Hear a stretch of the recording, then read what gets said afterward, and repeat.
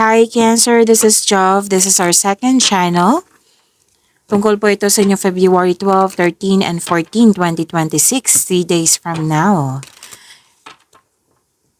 Gamitin ito as your goodbye. As your goodbye po. At kunin nyo lang po kung ano yung naka-resonate sa iyo. Kung naka-resonate kayo, comment down. Kung hindi kayo naka-resonate, ibigay nyo po sa iba. Kasi general reading po ito. Cancer. Mga parating para kay Cancer, February 12, 13, 14, 2026.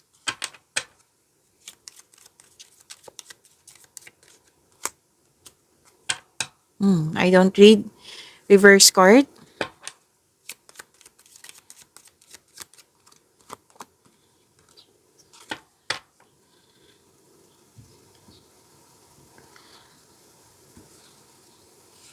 Okay, sabi po dito, Cancer,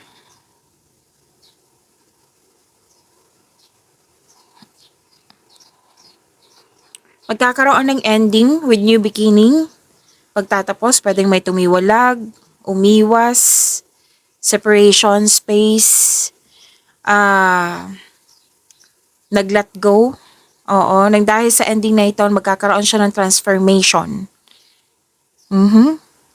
At, ano totoo what I meant is, parang nabibigatan ka nito, nahihirapan. Pero at the end of the day, nakikita ko po dito, natutulungan mo yung sarili mo para maka-let go at maka-move forward na po. At nang dahil nito, bibigyan mo siyang, nang dahil sa action na ito, magkakaroon siya ng transformation. Ito na yung new beginning.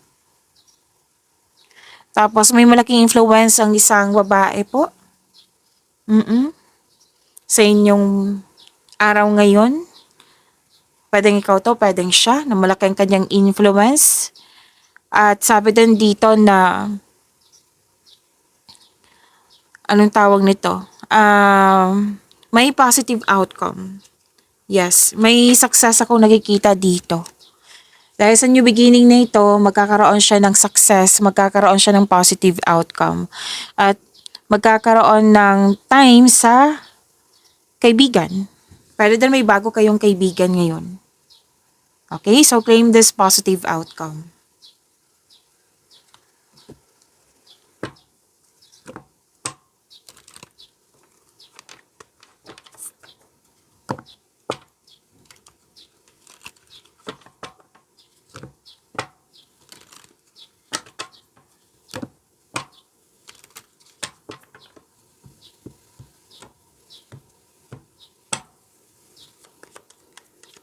Para po kay Cancer, ngayong February 12, 13, and 14.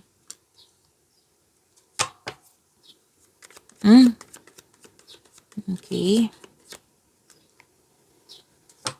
Cancer, yung sinabi dito na may malaking influence ang isang babae. Andito din siya. Malaki din ang influence ng single parent dito. At may mahalagang desisyon, naging anas ka sa iyong sarili, nanindigan ka sa iyong desisyon. After nito, kasi desisyon to after nito, bibigyan mo siya ng aksyon. Actually, nakikita ko yung stability dito, kampante ka sa iyong sitwasyon. Very confident. Yes.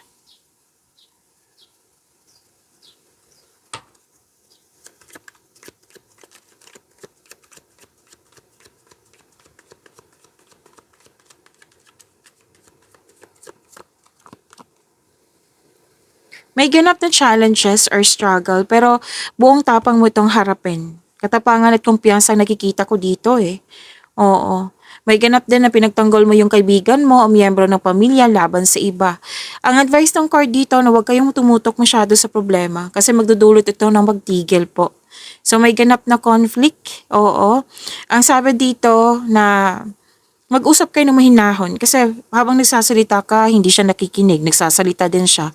Nagsasalita siya, nagsasalita ka rin. O paano kayo magkakaintindihan yan? So, kailangan na give and take para magkaayos kayo and improve communication. Kung ano man tong challenges na nakikita ko dito, ma-overcome niyo po ito kasi hindi mo siya iniwasan kundi hinarap mo. Tapos may ganap na negotiation dito for a raise ng allowance, sweldo or kontrata ba to? Yes, magkakaroon ng successful agreement. Claim po. Okay, basta po yung challenges, ma-overcome niyo po ito.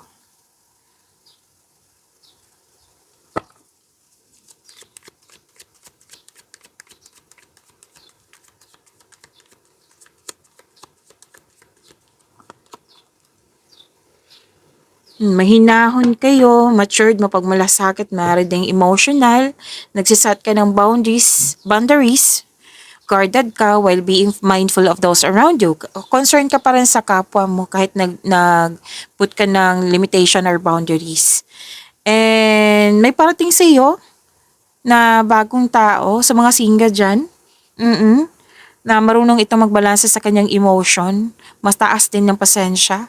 At sa mga relasyon dito, kailangan nyo pong iparamdam mo sa kanya na may malasakit ka at supportive ka sa inyong relasyon. Baka kasi na sobrang busy ka sa trabaho, sa kaka-travel or sa study. So there's someone na asking for time. So bigyan ng oras, balansehin po. Sapat na oras po. Okay? Nakikita ko dito sa inyong career and money, financial stability po, ang ganda nito. At some of you, magkakaroon siya ng leadership role. Or di kaya, nakikita nilang magaling ka na leader po.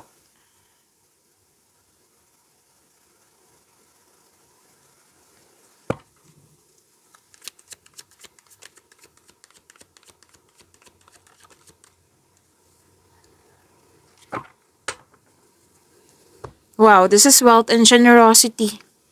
Financial stability pa rin. Some of you, may-ari ng negosyo, nasa posisyon, boss, amo. Financial stability, nakikita ko dito. This is a second card na may leadership role na binigay sa inyo. Or yun nga, nakikita nilang na magaling ka na leader. At sa mga single dyan, maaring may parating sa inyo na stable na sa buhay na naabot na niya yung financial maturity. Ganun din sa partner mo. Cancer. At some of you gustong bumili ng bahay, lupa, property.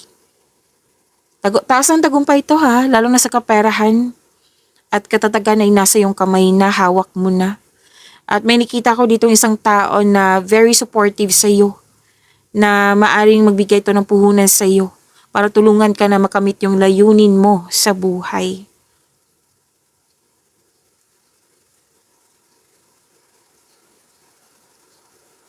Okay, may pag-asa kang madama, maging positibo at gumawa ng paraan.